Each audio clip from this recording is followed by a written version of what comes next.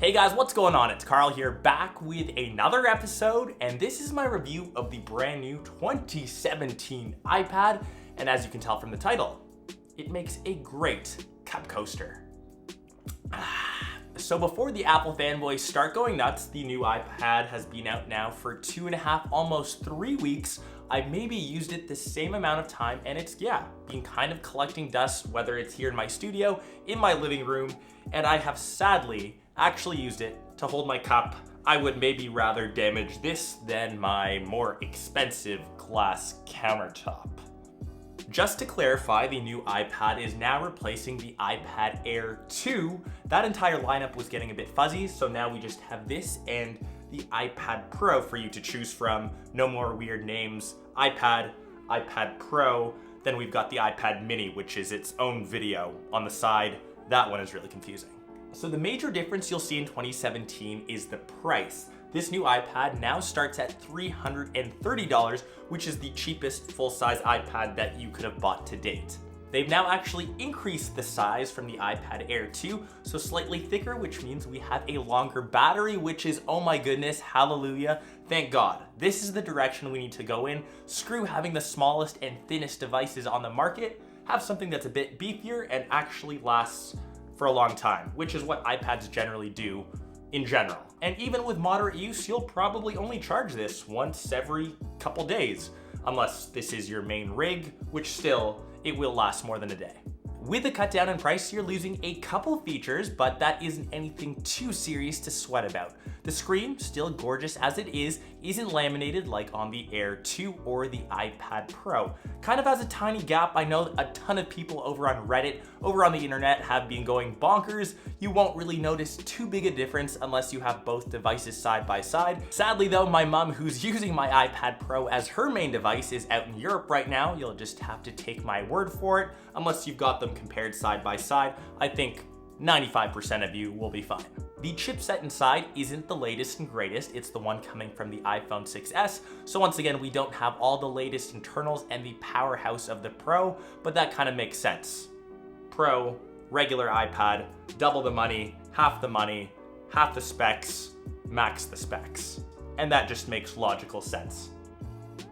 And with all of that aside, the main reason why this guy collects dust and why this thing seems to be more of a coaster for me, everything that I can do with this guy, I can do with this guy, the iPhone 7 Plus. I also fit this into my pocket, and this goes with me everywhere where I go, hence why RIP iPad, and I haven't used one for maybe 2 years. Everything that I can't do on my iPhone, I do over on my MacBook, which has a full operating system, is way more versatile, whether I'm looking to edit video, the one that I'm recording right now. Don't get me wrong, I can do that on either of these devices. We've just got way more versatility with a full-blown laptop than the limited OS on mobile devices. Even doing something as simple as emails. This is my work laptop, a Lenovo ThinkPad. Of course, Apple sticker on the front. I rather take this guy over this just because of the physical keyboard. And I think this is where the new iPad falls a tad bit short. You can't use the accessories like the attachable keyboard like you can find over on the iPad Pro. This is what you get out of the box, and that's what you'll have to work with. And for some of you, that might be totally okay. iPads are great as a media consumption device. So whether you're watching video, playing a couple games, looking at photos, heck, you can even be slightly productive on one, this will suffice on that end. For those that are looking for the versatility of using the stylus, want to pair it with a keyboard, want to have a bit more of a powerful device, you have to pay naturally more for all of those features, and you'll gravitate towards the iPad Pro side.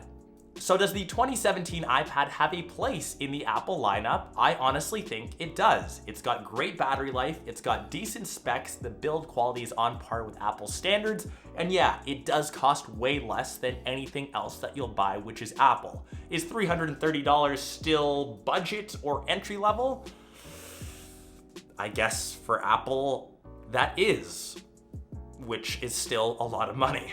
If you're looking at this as your main and only device, you won't have a laptop, you're just strictly sticking to a tablet, I would recommend going to the iPad Pro. On the flip side, if you're looking for an entry-level tablet that can do the basics and the basics very well, I think we've got a winner right here. Super curious to hear your thoughts though. Let me know down below in the comments. Hope everyone is enjoying their long Easter weekend, and I will catch the rest of you next episode, next vlog, somewhere else here on YouTube. Peace.